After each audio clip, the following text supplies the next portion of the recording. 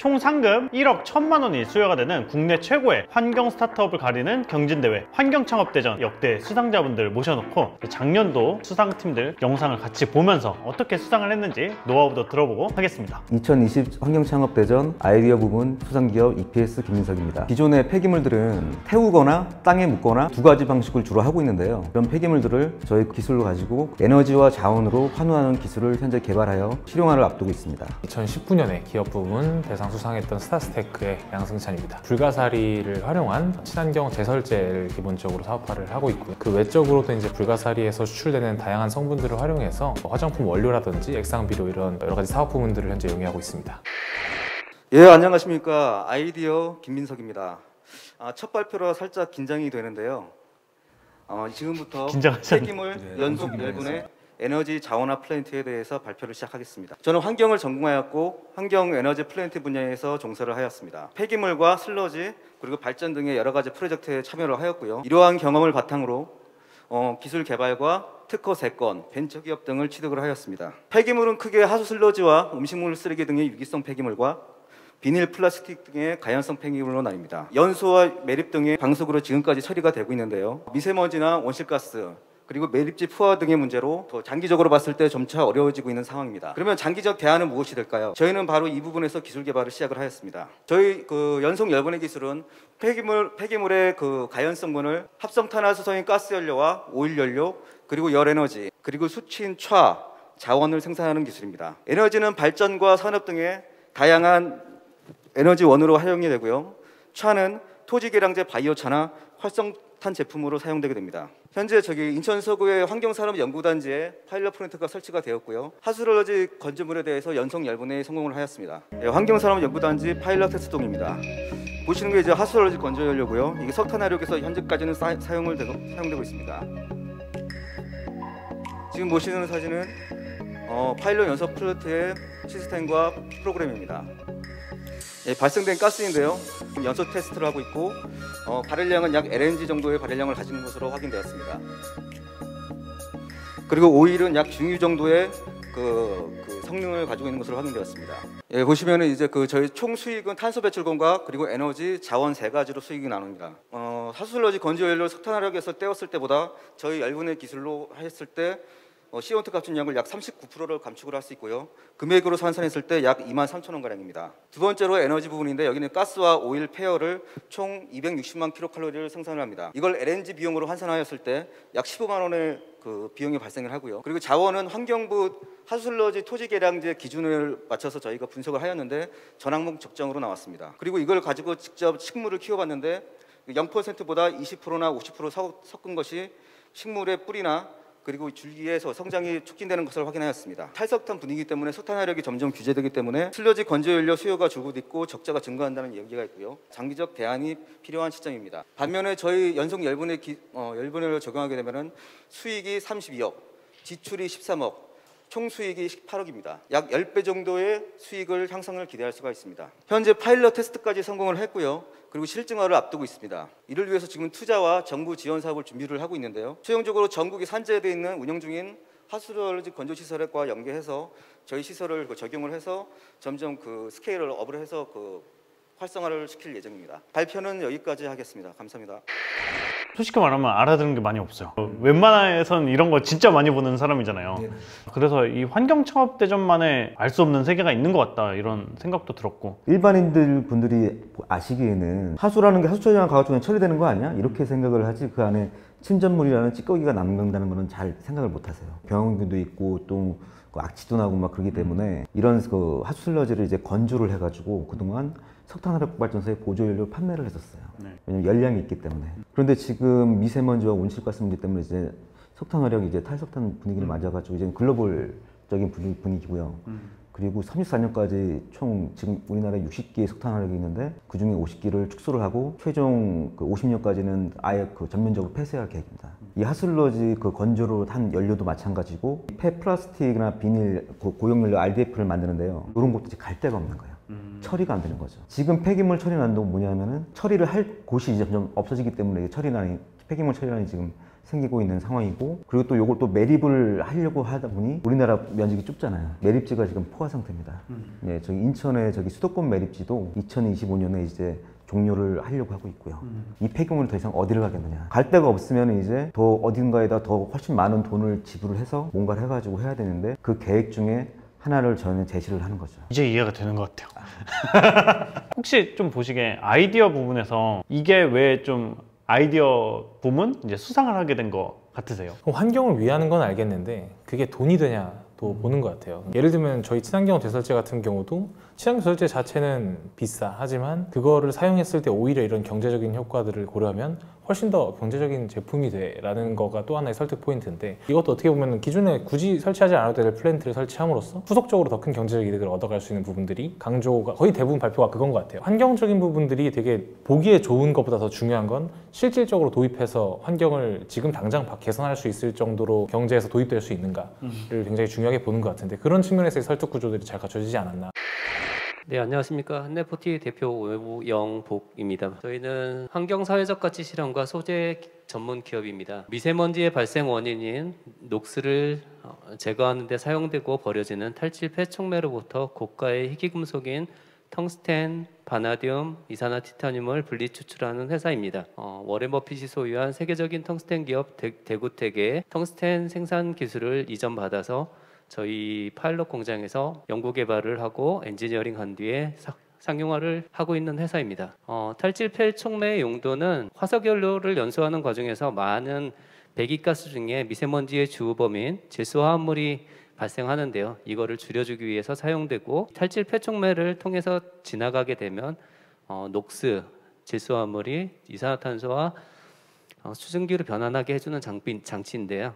가장 많이 사용되는 곳들은 발전소, 제철소, 소각장, 시멘트 공장, 열병합 발전소 등이 있습니다. 기존에 촉매는 일정 기간 사용되고 난 다음에 전량 매립 처리되고 있는데요. 쓰레기 매립장에 처리되기 때문에 토양 및 수질 오염이 증가하는 부분이 있고, 최근에 매립장이 포화되기 때문에 그 부분을 대체하시는 장점도 있습니다. 저희 사업의 특징은 전량 매립 처리되는 탈질 폐촉매가 원료이기 때문에 안정적인 원료 확보가 가능하고, 세계 최초의 기술 및 상용화로 시장 선점을 하였고 시장 진입 장벽이 높은 장점을 가지고 있습니다. 그리고 저희가 생산하게 되는 텅스텐은 이미 대구텍의 전량 판매가 끝났고요. 바나듐도 다 끝난 상태입니다. 생산한 뒤에 어디에 판매해야 될지 고민하지 않아도 되는 기술입니다. 저희 회사는 폐기물의 재자원화를 통해서 경제적, 사회적 가치를 실현하고 국내 희유금속 소재의 자립화에 기여하고 글로벌 희귀금속 전문 소재 기업으로 성장하는 게 저희 회사의 비전입니다. 봤을 때 좀 이분께서 왜 기업 부문 우승을 하신 것 같으세요? 그 내용을 보니까 너무 좋더라고요. 어떤 점이 좋았어요? 저도 같이 폐기물이기 때문에 공감하는 부분인데, 버려지는 폐기물에서 자원을 이끌어내고 더 큰 고부가 가치를 창출할 수 있다는 거, 이 부분이 가장 큰 그 포인트였는데, 이걸 그냥 이론적으로 말을 하는 게 아니라 데이터를 가지고 얘기를 하니까 이게 신뢰가 가는 거죠. 이분은 좀 여기 나오실 분이 아닌데 왜 나오셨지 이런 생각도 들었어요. 이게 250억 규모의 어떤 공장을 돌리고 있다. 사이즈가 어마무시한 거죠. 이 상금 이거 왜 약간 그 대표님께서 생각을 하시기에 네. 이 회사는 여기 왜 나오셨을 것 같아요? 일단 목적은 절대 상금은 아닐 것 같고요. 네, 당연하게도 이제 알리는 목적이 제일 컸을 것 같습니다. 어떻게 보면 저희는 아기 유니콘이었는데 뭐 예비 유니콘이었던 것 같아요. 그러면 저희보다 그 훨씬 더 큰 그 회사로서 그 궤도에 훨씬 더 많이 올라와 있는 회사이기 때문에 그 다음 스텝으로 좀 환경적인 측면에서 회사가 전달할 수 있는 가치들, 이거를 조금 그냥 보여주는 거에 대한 목적이 좀 더 크지 않았나. 어렵네요. 이게 2021년 약간 홍보를 해보려고 했는데 약간 기죽이는 영상이 될까봐. 그러니까 방금 건 좀 기죽이는 영상이었던 것 같습니다. 환경 창업대전만의 특징 같은 게 있는 것 같고, 이제 요즘에 이제 창업경진대회다 하면은 이제 보통 이제 후드티 입고 청바지 입고 나오는 경우들이 되게 많은데, 이거는 이제 B2G나 B2B를 어느 정도 염두에 두고 나오시기 때문인지 약간은 좀 경력이 있는 분들이 접근할 수 있는 시장이어서 그런지 정장 입은 분들이 많다. 그리고 경력직 분들이 좀 많다. 발표 순서도 되게 좀 다른 것 같아요. 일반적인 그냥 데모데이 이런 데 가면은 이제 일반적인 플롯이 있거든요. 문제를 먼저 얘기하고 우린 이 문제를 이런 혁신적인 방법을 통해 풀고자 합니다. 우리의 차별화된 아이디어는 이렇고요. 이거를 실행할 수 있는 우리 팀은 이런 사람들이 부탁드립니다. 이런 식의 플롯이 있는데 이 환경창업대전 작년도 수상자분들을 보니까 우리를 신뢰해야 되는 이유를 앞에서 한 1분 정도를 시간을 들여서 말씀을 하시는 것 같아요. 이게 왜 좀 그런 거예요? 제가 좀 캐치를 한 게 맞나요? 맞게 캐치하신 것 같은데 특히나 기술 베이스의 환경 기업들 같은 경우는 워낙 진입 장벽 자체가 높고 그리고 특히나 이제 폐기물 처리 같은 경우도 기술 시장 배려를 만드는 게 이 환경 창업에서도 중요한 그 어떤 특정 분야에 대해서 굉장히 중요한 부분이기 때문에 그걸 좀 많이 강조를 하시는 것 같고요. 요즘에 SK에서도 그렇고 이제 글로벌하게 환경 이야기를 엄청나게 많이 하고 있어요. ESG 이거 안 하면 이제 뭐 기업들 다 죽는다. 근데 그런 이유가 좀 어떤 걸까요? 지금까지는 기업들이 제조를 하면서 막대한 온실가스를 발생을 시켰어요. 이제는 탄소 온실가스 저감을 선택이 아니라 필수로 보고 있습니다. 생존이 문제가 되다 보니까 내가 발출할 수 있는 권리를 돈을 주고 사야 되는 시대가 왔다는 거죠. 공명제, 뭐 쓰레기 봉투 이런 것처럼. 환경이라는 키워드가 이제는 돈과 직결되는 상황들이 오는 거죠. 기업의 경영 측면 그리고 이윤 창출 측면에서 장기적으로 결국 도움이 된다라는 공감대들이 더 형성되면서 이렇게 시장이 점점 커져가고 있는 것 같습니다. 자, 그러면은 환경창업대전에서 수상을 하기 위한 팁 같은 게 있다면 어떤 게 있을까요? 서류 심사 그리고 발표 심사 이렇게 나뉘게 되잖아요. 서류 심사 때는 전문가분들이 평가를 하시다 보니까 그동안 갖고 있던 뭐 시장 조사, 시장 변화 그리고 정책 변화 이런 거에 대한 백그라운드를 깔아놓고 우리 기술이 여기에 어떻게 적용이 될 것인지 그런 플랜을 만들어주고 기술이 어느 정도 보여야 될 거 아닙니까?